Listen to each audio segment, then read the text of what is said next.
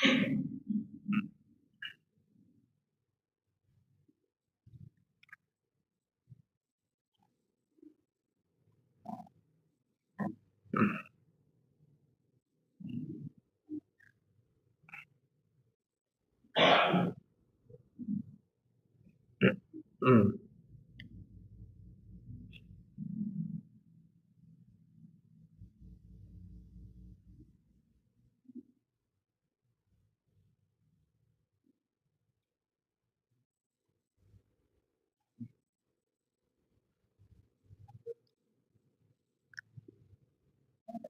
Bismillahirrahmanirrahim. Alhamdulillah. Wassalatu wassalamu ala Rasulillah wa ala alihi wa ashabihi wa man tabi'al huda amma ba'd. Jamaah sekalian rahimakumullah. Alhamdulillah, segala puji senantiasa untuk Allah Ta'ala yang di malam hari ini masih memberikan kepada kita semangat untuk menuntut ilmu dan Allah memudahkan jalannya. Ya, biasanya setiap hari hujan. Alhamdulillah ini sepanjang hari tidak hujan ya, cuma pagi hari saja. Alhamdulillah nikmat dari Allah Subhanahu wa taala. Kemudian salawat beserta salam semoga senantiasa tercurahkan kepada Nabi kita yang mulia, Nabi kita yang agung, panutan kita semua, orang yang kita nanti syafaatnya kelak di yaumil qiyamah, Nabi Muhammad sallallahu alaihi wasallam.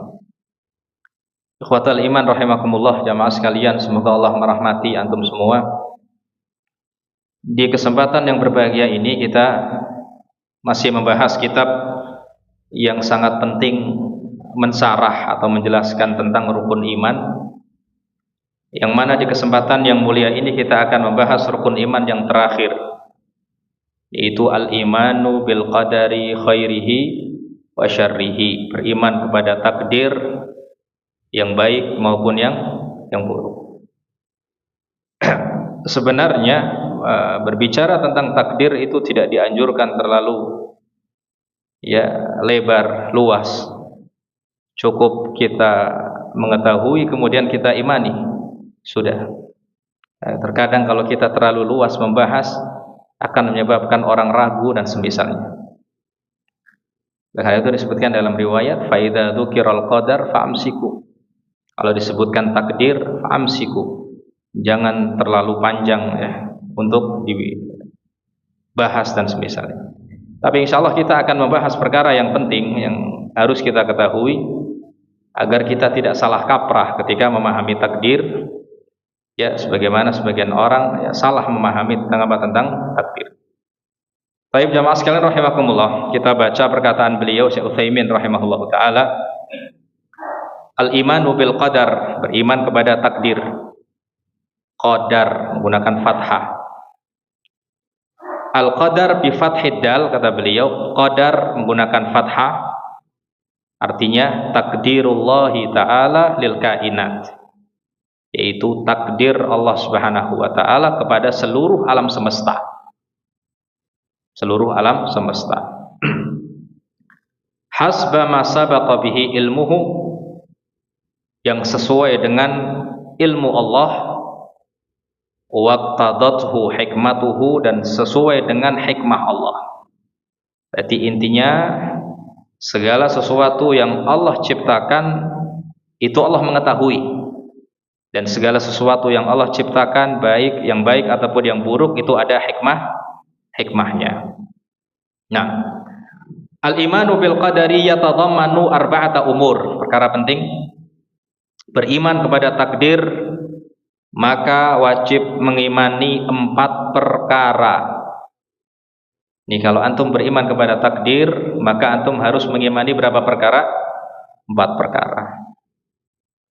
Yang pertama kata beliau, al-awwalu, yang pertama, al-imanu bi anna Allah ta'ala alima bi kulli syai'in jumlatan wa tafsilan, azalan wa abadan, sawa'un kana dzalika mimma yata'allaqu bi af'alihi aw af'ali ibadihi.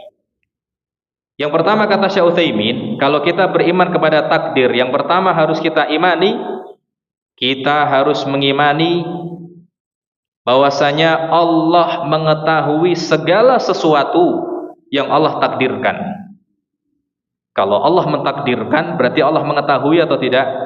Mengetahui segala sesuatu, tidak terkecuali. Iya, tidak terkecuali.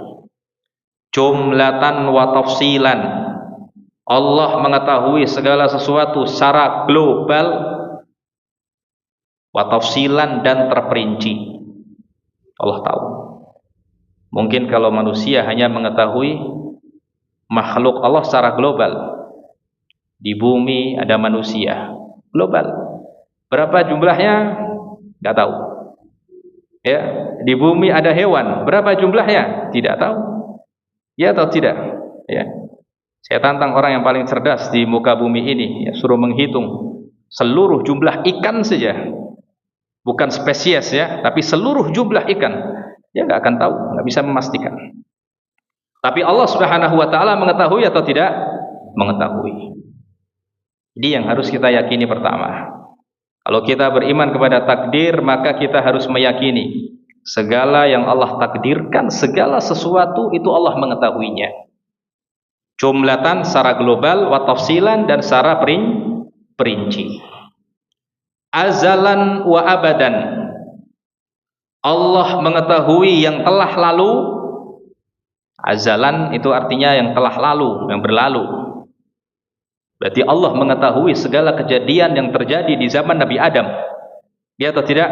Nah, ini bedanya manusia sama Allah. Allah mengetahui bahkan kejadian-kejadian sebelumnya.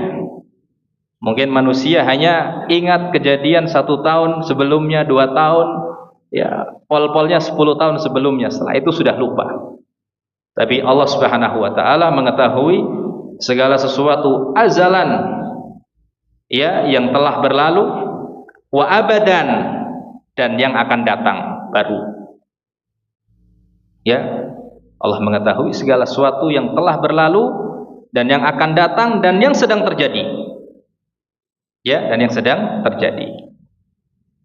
Oleh karena itu, ini yang harus kita yakini. Allah mengetahui segala sesuatu, ya, yang telah berlalu, yang akan terjadi, bahkan yang sedang terjadi. Kalau kita manusia, kita hanya mengetahui sesuatu yang sudah terjadi. Yang akan terjadi kita tidak tahu, ya.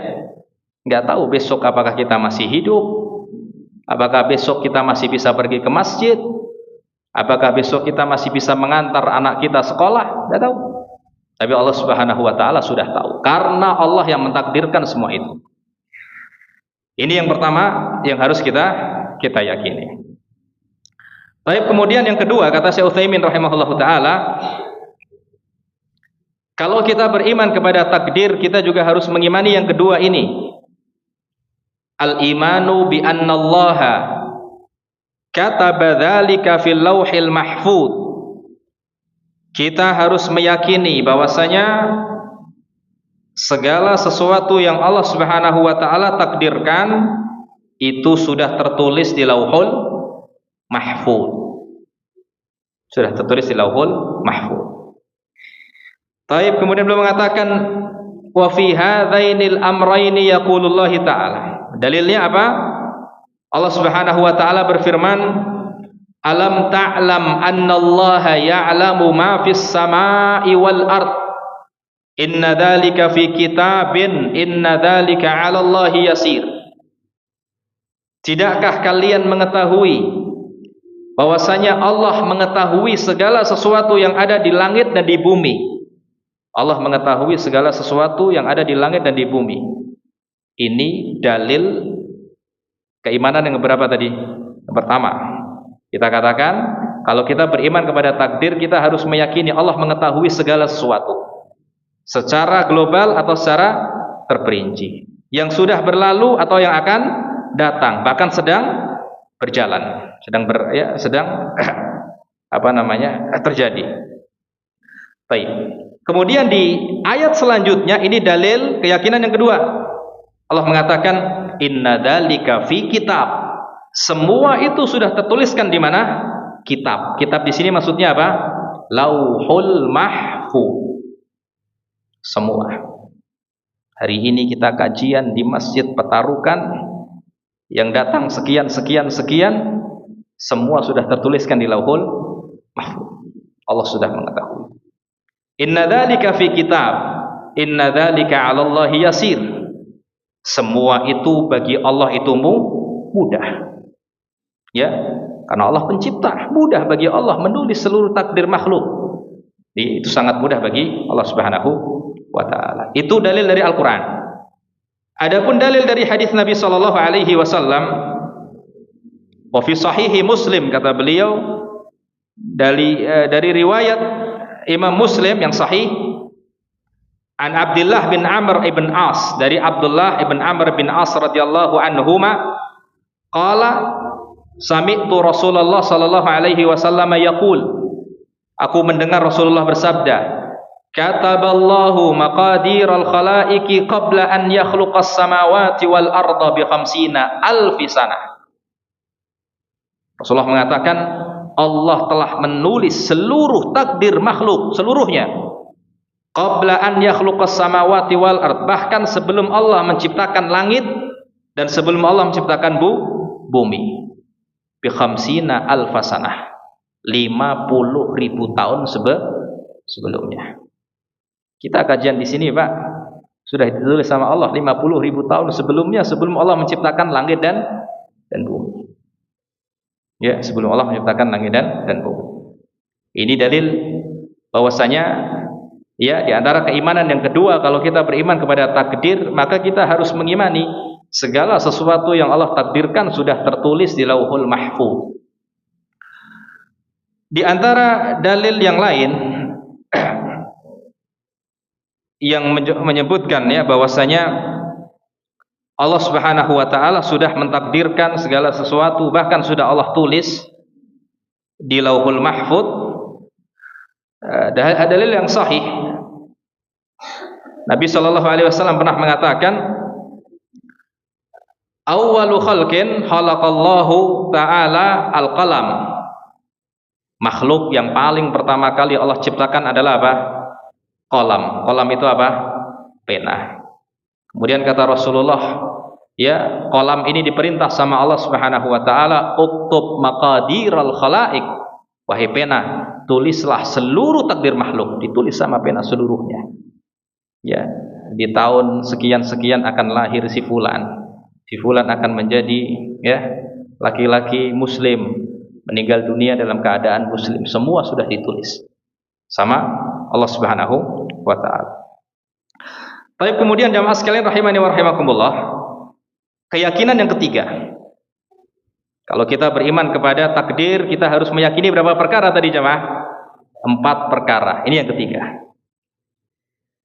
Atsalits, yang ketiga, al-imanu bi anna jami'al kainati la takunu illa bi masyiatillahi ta'ala, sawa'un kanat mimma yata'allaqu bi fi'lihi am mimma yata'allaqu bi fi'lil makhluqin.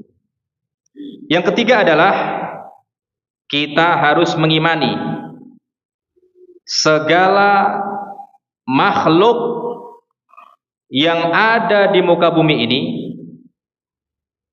la takunu illa bi masyiatillah, semuanya Allah kehendaki. Berarti segala sesuatu yang terjadi di muka bumi ini, mau itu penciptaan makhluk, perbuatan makhluk, semua Allah menghendaki. Ini harus kita yakini. Ya, beliau mengatakan bi anna jami'al kainat, seluruh alam semesta ini, ya, yang sudah ada, yang Allah takdirkan, illa bi masyiatillah, ketahuilah semua itu adalah kehendak Allah Subhanahu wa taala. Sawa'un kanat mimma yata'allaqu bi fi'lihi, sama saja, ya, yang berkaitan dengan perbuatan Allah. Misalkan Allah menciptakan gunung, berarti ini kaitannya sama perbuatan manusia atau Allah? Perbuatan Allah. Menciptakan laut dan yang lainnya. Am yata'allaqu bi fi'lil makhluqin, atau yang berkaitan tentang perbuatan makhluk. Contohnya seperti apa? Saya memukul. Ini perbuatan makhluk, ya kan? Semua juga atas kehendak Allah Subhanahu wa taala.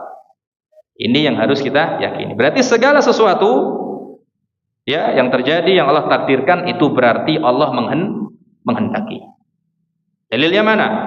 Allah Subhanahu wa taala berfirman dalam surat Al-Qasas ayat 64. Allah mengatakan wa rabbuka yakhluqu ma yasha'u wa yakhtar.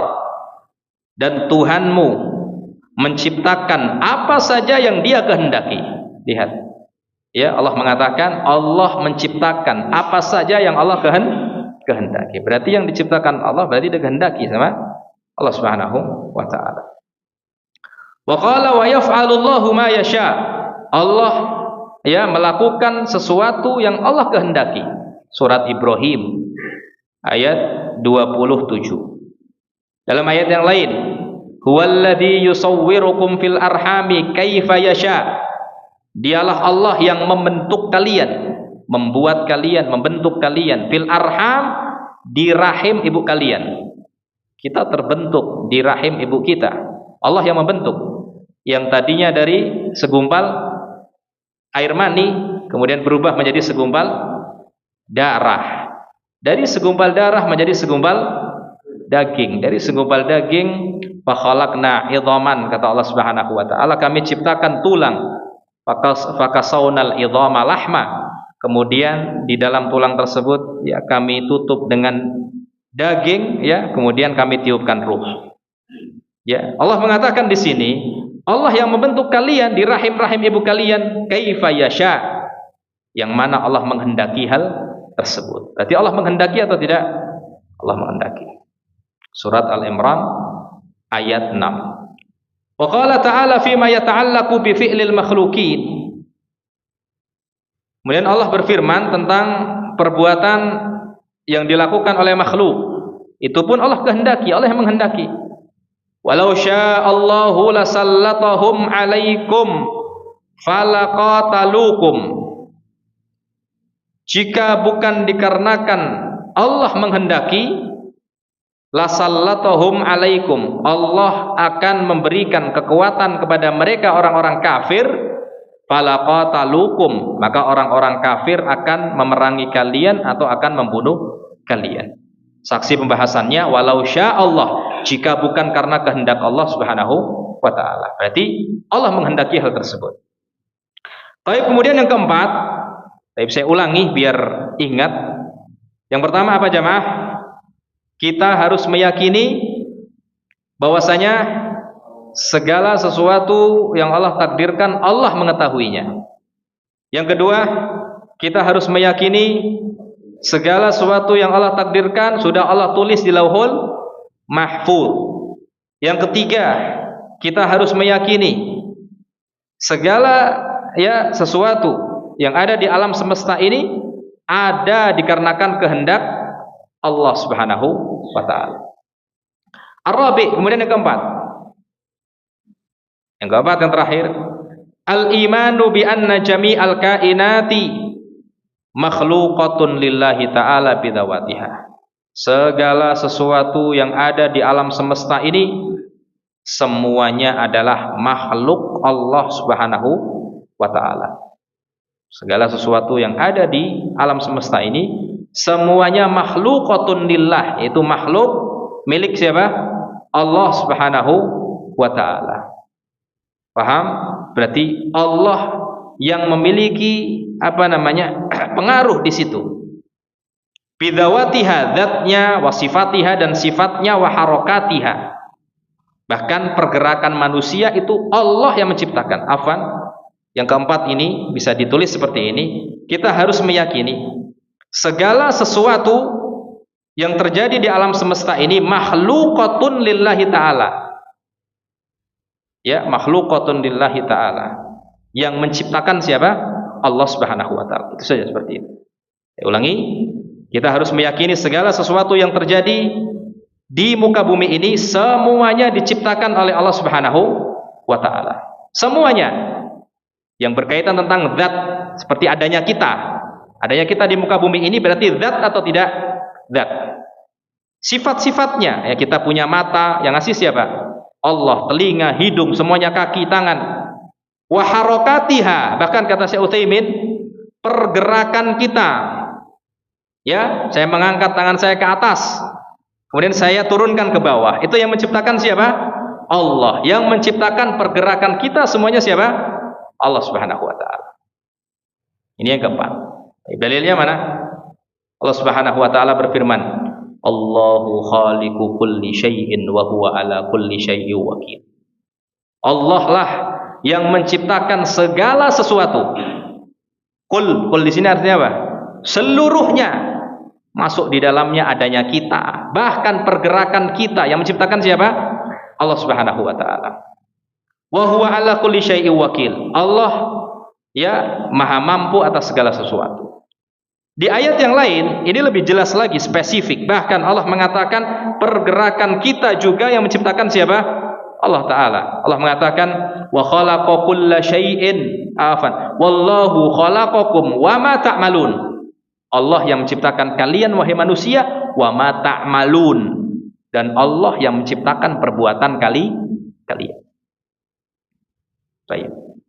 Kalau begitu Ustaz, ya, saya bermaksiat berarti Allah yang menciptakan. Nanti ada pembahasannya, sabar. Baik. Qala al-mu'allif rahimahullahu taala, berkata Syekh Utsaimin rahimahullahu taala. Perhatikan. Wal imanu bil qadar, permasalahan penting, poin sangat penting. Wal imanu bil qadari ala ma wasafna la yunafi an yakuna lil 'abdi masyiatun fi af'alihi al-ikhtiyariyati wa qudratun 'alaiha. Beriman kepada takdir yang sudah kita sebutkan, ada berapa tadi? 4. Itu tidak menafikan bahwasanya seorang hamba itu punya masyiah. Apa artinya masyiah? Kehendak. Jadi Syekh mengatakan, meskipun kita harus meyakini 4 perkara yang sudah kita sebutkan tadi, tapi tidak menafikan bahwasanya seorang hamba itu juga punya apa? Masyiah. Apa masyiah? Kehendak. Al-ikhtiyariyah, kehendak yang bisa dia pilih. Wa qudratun 'alaiha, dan manusia juga punya apa? Kemampuan untuk melakukan. Jadi beliau mengatakan poin yang sangat penting. Meskipun kita harus mengimani 4 perkara tersebut, tapi tidak menafikan bahwasanya apa? Seorang hamba juga punya apa? Masyiah, kehendak, wa qudrah. Apa artinya qudrah? Kemampuan untuk melakukan sesuatu. Beliau mengatakan, li'anna syar'a wal waqi' dalani ala itsbati dzalik. Dalilnya mana? Ada 2 kata beliau. Bahwasanya manusia juga punya masyiah, kehendak. Yang pertama kata beliau syar', dalilnya adalah Al-Qur'an. Wal waqi', dalil yang kedua adalah waqi', kenyataan yang terjadi. Saya ulangi, ini dalil bahwasanya manusia juga punya apa? Masyiah. Dalilnya ada 2. Yang pertama syar'. Syar' itu apa? Al-Qur'an. Al-waqi', yang kedua apa? Al-waqi', kenyataan yang kita rasakan. Baik, dari dalil Al-Qur'an dulu. Beliau mengatakan, perhatikan, amma syar'u, adapun dalil syariat. Faqad qala Allah Ta'ala fil masyiah. Allah berbicara tentang masyiahnya hamba, kehendaknya seorang hamba. Wa man syaa'a attakhadha ila rabbih ma'aba. Barang siapa yang berkehendak untuk kembali kepada Tuhannya, maka dia akan mendapatkan jalannya. Maksudnya dalam ayat ini, barang siapa yang dia ingin bertaubat, maka dia bisa bertaubat atau tidak? Bisa. Berarti manusia punya kehendak atau tidak? Punya kehendak. Apakah ada yang melarang antum untuk bertaubat? Apakah ada yang memaksa antum? Ya, enggak. Antum punya kehendak untuk bertaubat. Berarti manusia punya masyiah. Punya masyiah. Surat An-Naba ayat 39. Dalam ayat yang lain, Allah berbicara tentang ya halalnya perempuan yang kita nikahi. Maka halal dijimai. Ya, kecuali dalam keadaan yang diharamkan oleh Allah Subhanahu wa taala. Apa keadaan diharamkan? Dijimai ketika haid atau dijimai dari dubur. Ya, haid nifas sama sih. Baik. Paham? Makanya dalam bahasa fikih ya, seseorang kalau mentalak istrinya dalam keadaan haid, itu namanya apa? Talak bid'i. Talak yang bid'ah. Ini dalam bahasa fikih, semua fikih dibahas, mau fikih Hambali, mau fikih Maliki, Syafi'i. Ya, baik. Oleh karena itu kalau kita mentalak istri, kalau bisa kita talak ketika istri itu apa? Suci. Kenapa kita dilarang mentalak istri ketika istri kita itu haid? Akan memperpanjang masa iddah. Karena ketika haid itu nggak dihitung harinya. Ya, misalkan ya ketika kita menceraikan kan masa iddahnya 3 kali suci, ya atau tidak? Haidnya nggak dihitung, semakin panjang. Apalagi kalau antum mencerai seseorang mencerai istrinya di awal haid, baru hari pertama. Sebagian perempuan itu haidnya berapa hari? 15 hari. Oh, semakin panjang masa iddahnya. Jika semakin panjang masa iddah, maka semakin tersiksa wanita. Ya, semakin apa? Tersiksa. Baik, kita kembali kepada topik kita.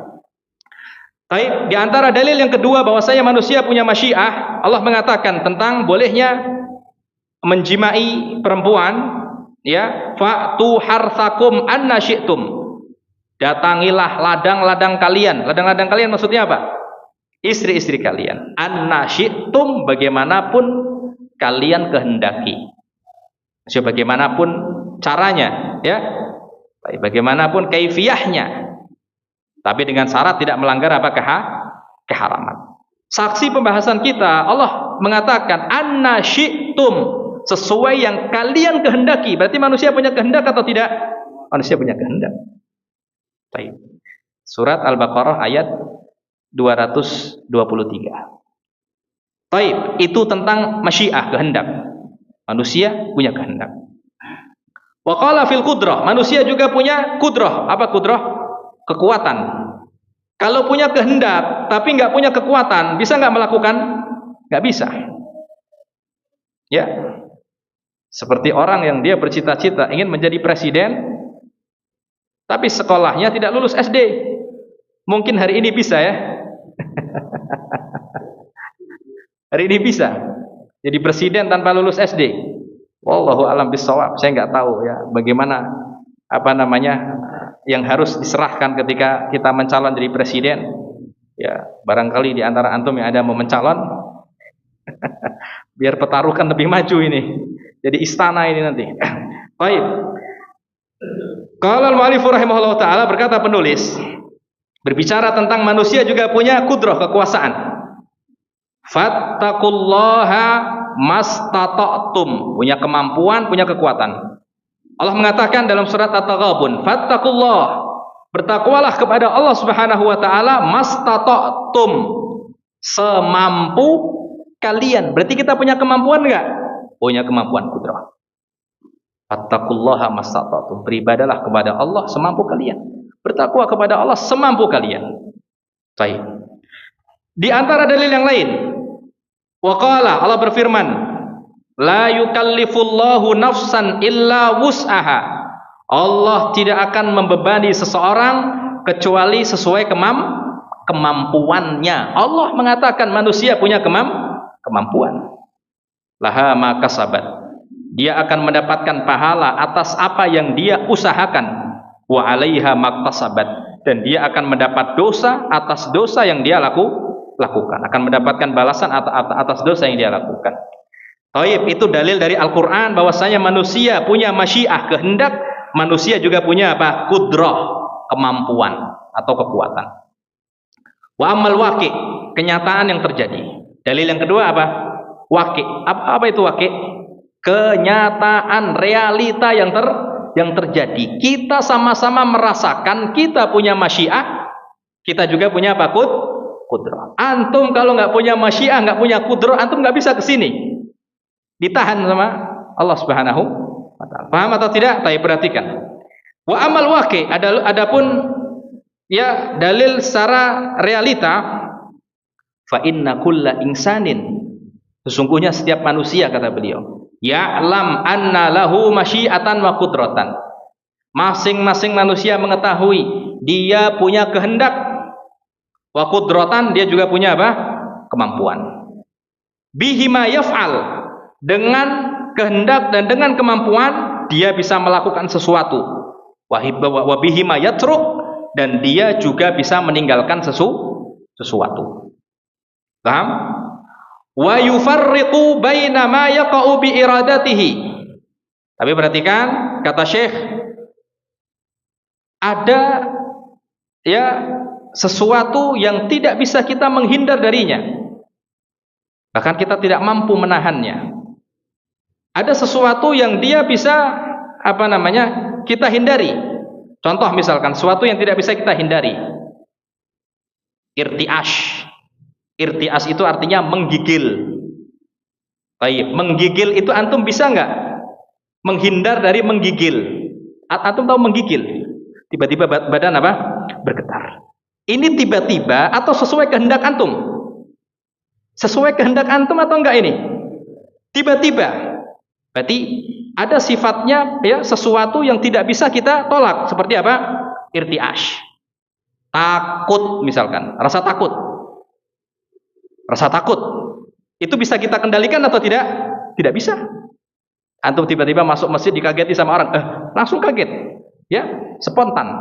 Tidak bisa kita menghindar dari hal tersebut. Tapi ada sesuatu yang bisa kita lakukan, bisa kita meninggalkan, seperti berjalan. Antum kalau mau berjalan, antum berjalan, ya atau tidak? Tapi kalau antum mau duduk, antum juga duduk, bisa.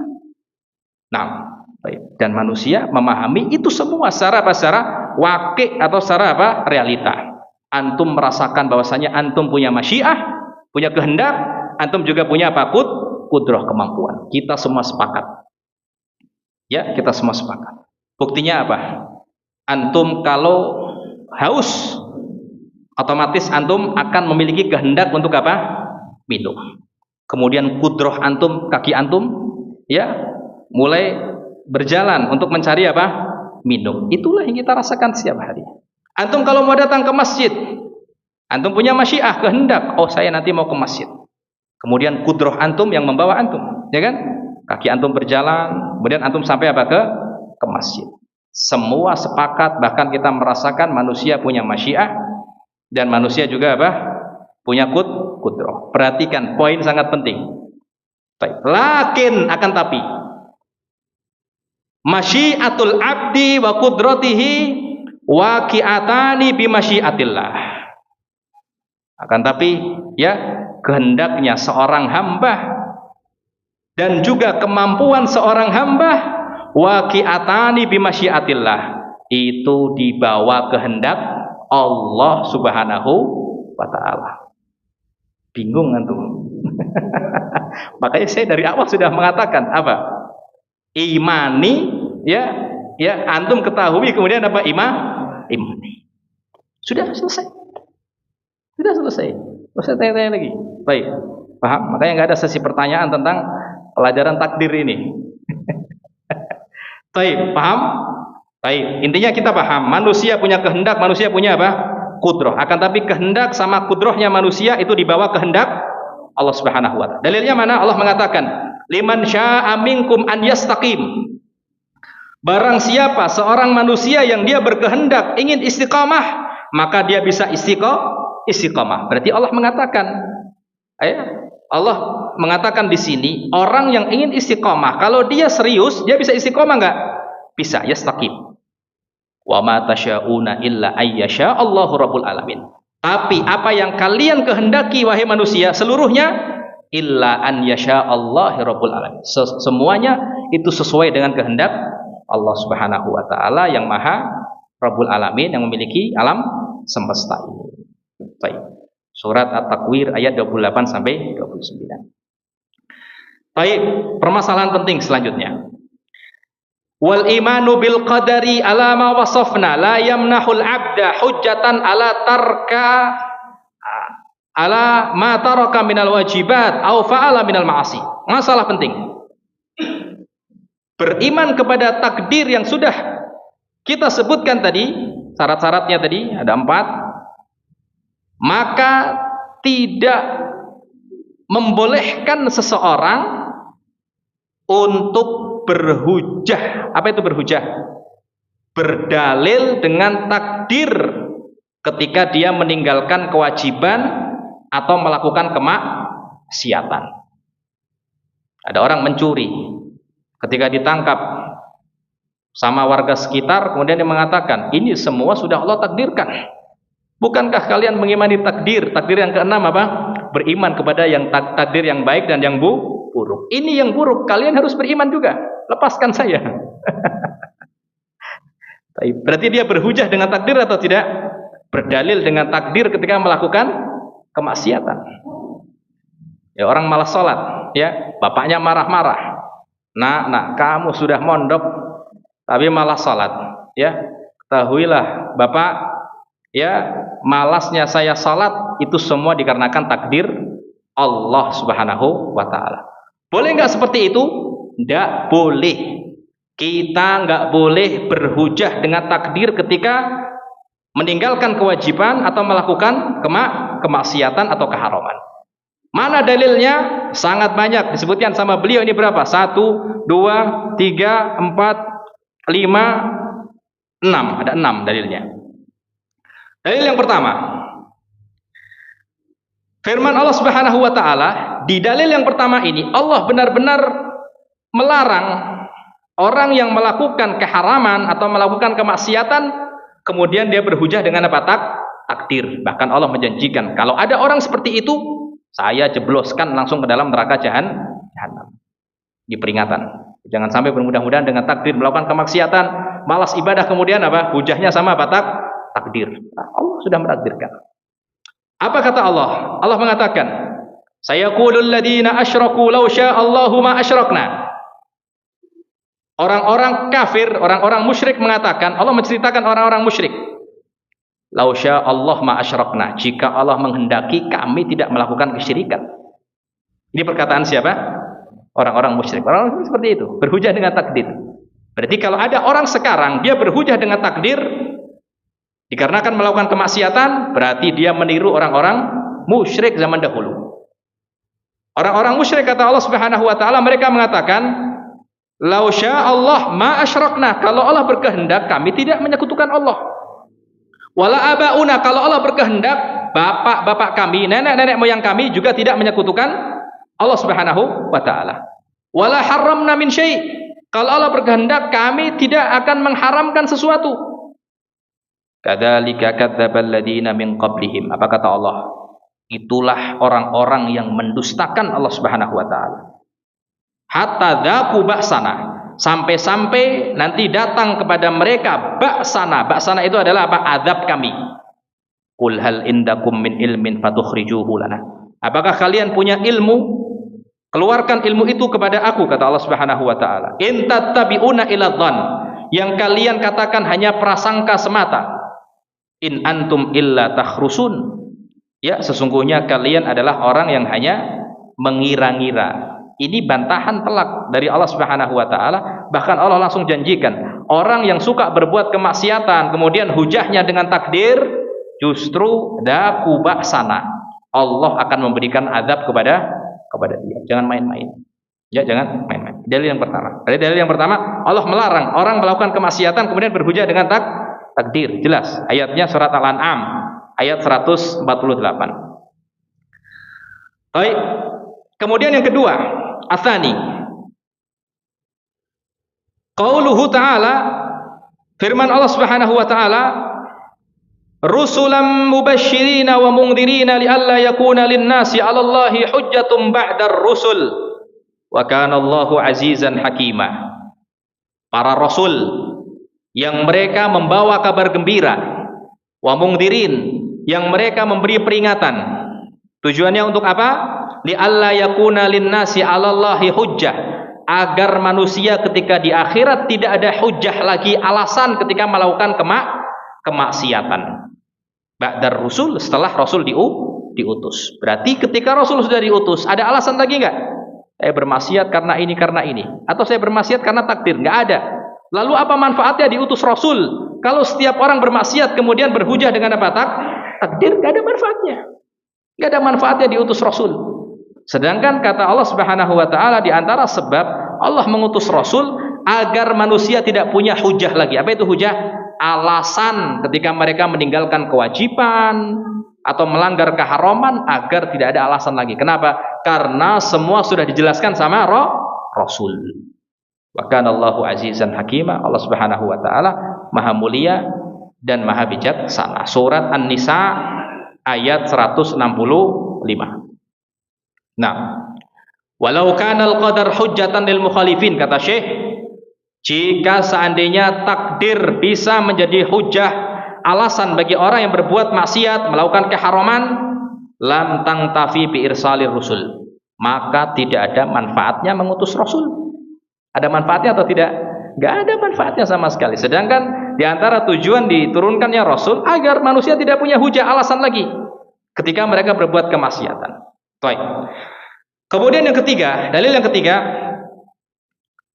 ma rawahul Bukhari wa Muslim wal lafdhu lil Bukhari an Ali bin Abi Thalib, dari Ali bin Abi Thalib, anna Nabiy sallallahu alaihi wasallam qala, Nabi sallallahu alaihi wasallam bersabda, ma minkum min ahadin illa qad kutiba maq'aduhu minan nar aw minal jannah. Rasulullah pernah mengatakan seperti ini.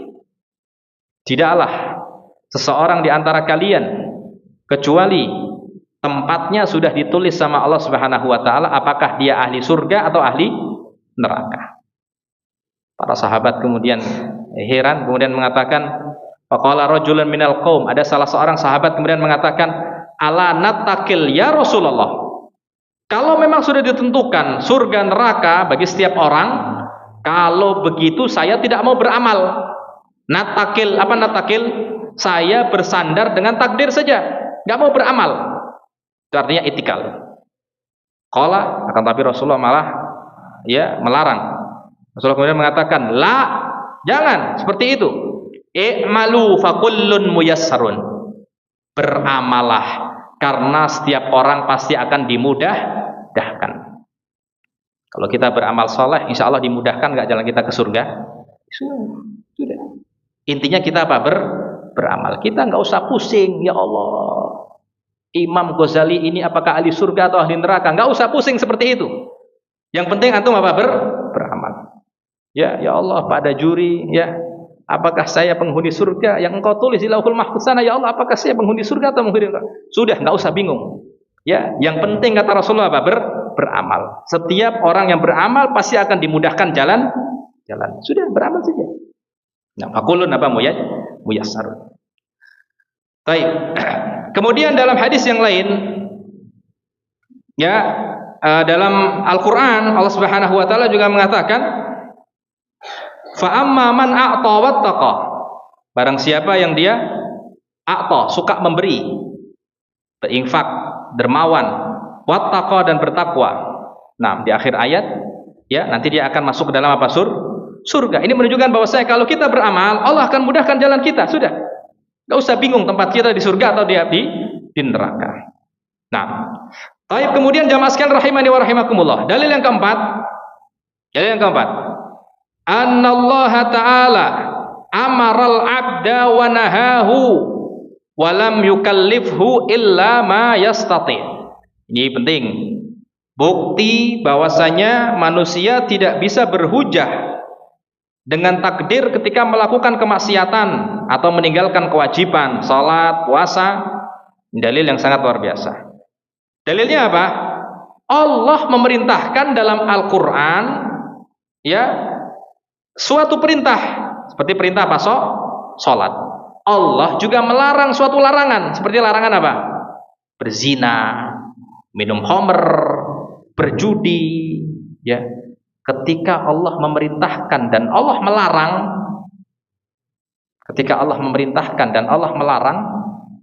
berarti manusia punya kehendak atau tidak? Manusia punya kehendak. Ketika manusia punya kehendak, maka manusia tidak bisa berhujah dengan takdir ketika dia melakukan kemaksiatan. Kalau seandainya saya tidak bisa membedakan mana air dan mana HP, baru saya akan berhujah dengan takdir. Saya akan berhujah kepada Allah, ya Allah, saya tidak bisa membedakan mana HP mana air. Tapi antum bisa nggak bedakan mana HP mana air? Bisa. Sehingga manusia nanti tidak ada hujah. Ya, berhujah dengan apa?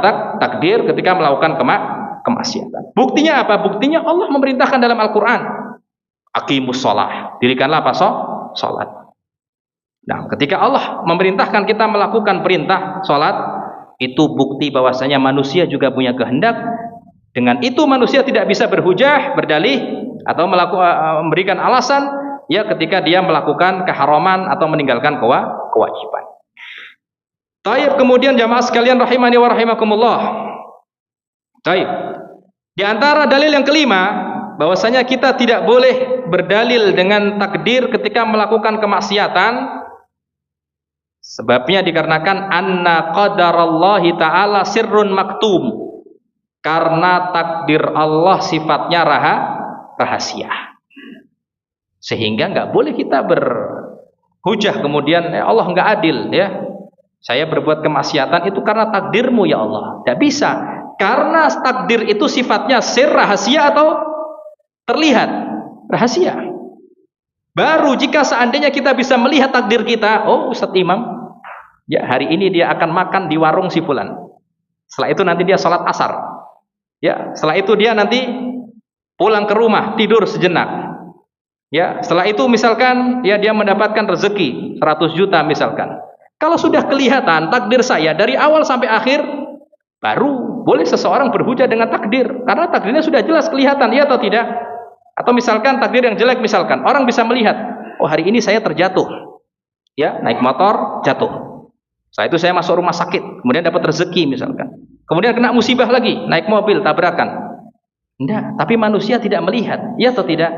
Sehingga ketika kita tidak tahu takdir itu yang mana, takdir kita itu yang apa, yang baik atau yang buruk, maka tidak ada hujah bagi kita atau berdalih ya ketika kita melakukan kemaksiatan, karena kita tidak tahu takdir kita yang mana. Kecuali orang tahu, oh ini si fulan, ternyata itu sudah kelihatan di Lauhul Mahfuz, tempatnya di neraka jahanam. Nah, ini baru nggak adil kalau seperti ini. Masalahnya takdir Allah nggak ada yang tahu, ya atau tidak? Sehingga manusia tidak bisa berhujah dengan takdir ketika melakukan kemaksiatan, karena antum sendiri nggak tahu apa takdir antum, kan gitu. Nggak bisa. Kecuali kalau sudah jelas tulisannya. Ya, baik. Ini yang kelima kata beliau, anna qadarallahu ta'ala sirrun maktum, la yu'lam bihi illa ba'da wuqu'il maqdur. Kata beliau Syekh Utsaimin, takdir Allah itu rahasia tersembunyi. Bahkan seseorang tidak mengetahui takdir Allah kecuali sudah terjadi. Kalau kita mengetahui takdir sebelum terjadi, baru kita bisa protes sama Allah. Contoh misalkan, ya sudah ada tulisan ya Ustadz Imam nanti keluar kemudian kesandung kena batu. Antum bisa protes, ya Allah gara-gara engkau ini. Ya, kau bisa gara-gara, iya itu saya lihat takdirnya. Ustadz Imam keluar, kemudian apa kesandung batu, kemudian jatuh. Baru boleh nggak berhujah seperti ini? Ustadz Imam meninggalkan sholat asar, beneran meninggalkan sholat asar. Ada tulisannya di Lauhul Mahfuz. Ya, dan antum melihat tulisan itu. Kalau seperti itu, antum boleh nggak berhujah? Boleh. Masalahnya antum lihat atau tidak? Nggak lihat sama sekali.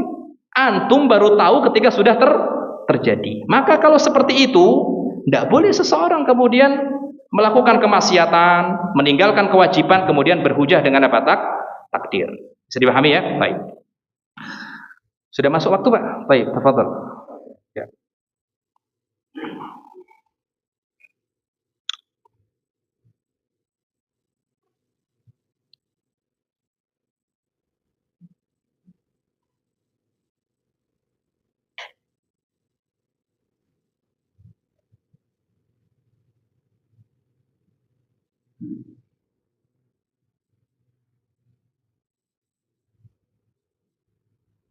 Allahu Akbar, Allahu Akbar,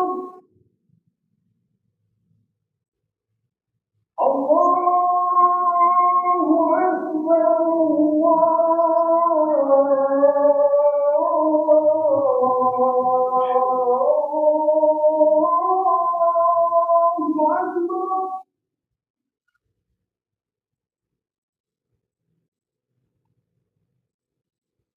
أشهد أن لا إله إلا الله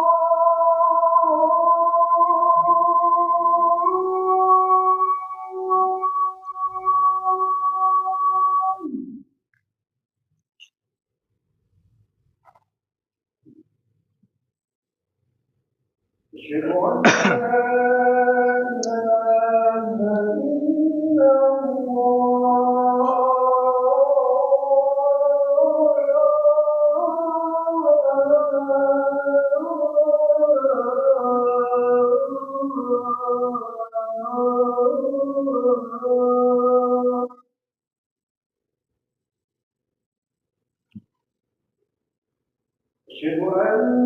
محمدا رسول الله.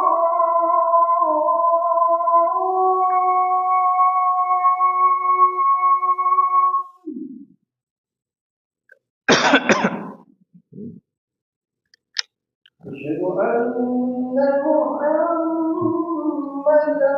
رسول الله.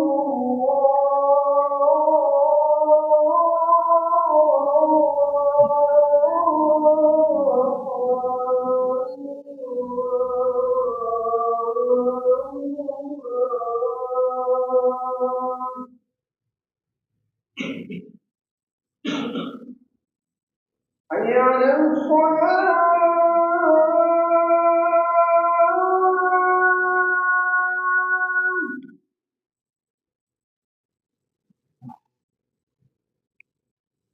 حي على الصلاة.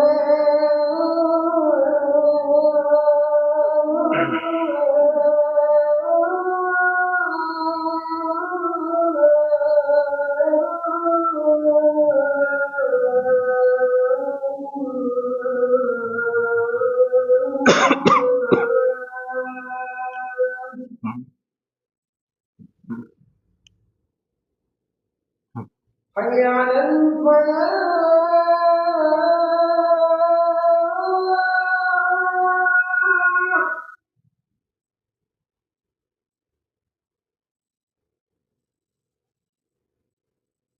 حي على الفلاح.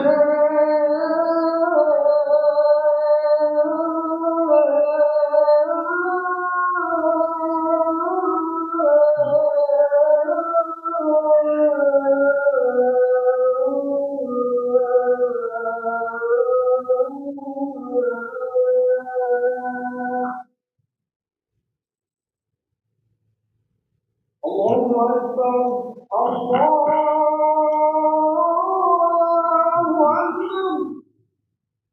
لا إله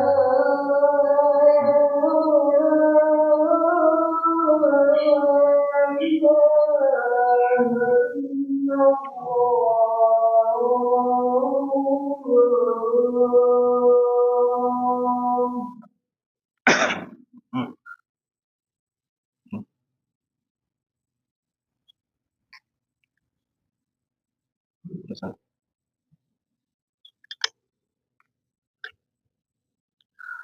Bismillah, alhamdulillah, wassalatu wassalamu ala rasulillah wa ala alihi wa ashabihi wa man tabi'al huda amma ba'd. Kemudian yang keenam, jamaah sekalian rahimakumullah. Yang keenam sebenarnya bukan dalil, tapi ya beliau menceritakan realita yang terjadi. Kebanyakan manusia dalam masalah dunia tidak berhujah dengan takdir atau tidak berdalih dengan apa takdir, tapi dalam urusan akhirat malah berdalih dengan apa takdir. Contoh kata beliau. Beliau contohkan di sini, "Lau kana baina yadail insan tariqan ahaduhuma yantahi bihi ila baladin kulliha fawda qatlun wa nahbun wa intihakun lil a'rad wa khawfun wa ju' wa thani yantahi bihi ila baladi kulluha nidam wa amnun mustatab." Baik, intinya seperti ini.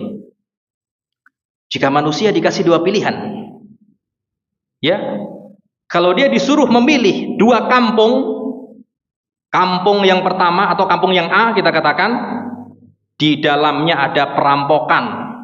Di kampung tersebut terkenal dengan apa? Perampokan, pembunuhan. Kemudian apa lagi? Perzinahan, minum khamr, judi, semuanya. Ada satu kampung lagi, kampung yang B. Di dalamnya orangnya amanah semua, adil orangnya, murah senyum, baik, nggak ada kasus pencurian, penzinahan, orangnya dermawan semua. Baik, sekarang saya tanya, Antum milih yang A apa yang B? Antum milih yang B. Sepakat. Dan sekarang kita semua sepakat, antum nggak mungkin milih yang A kemudian berhujah dengan apa? Takdir. Nggak mungkin. Antum pasti milih apa? Yang B. Terus kenapa dalam masalah akhirat, ya, ada kebaikan, ada perbuatan dosa, malah milihnya yang mana? Yang dosa, kemudian berhujah dengan apa? Takdir. Ini yang terjadi sekarang. Paham? Ya atau tidak? Iya. Urusan dunia, dia milih yang baik. Gak mungkin dia milih yang buruk kemudian berhujah dengan apa? Takdir. Tapi urusan akhirat, dia milih yang buruk dengan sendirinya. Kemudian dia berhujah dengan apa? Takdir. Maka ini gak masuk akal. Maka ini sangat apa? Disayangkan. Bisa dipahami sekarang? Nah. Baik. Kemudian jamaah sekalian, rahimani wa rahimakumullah. Baik.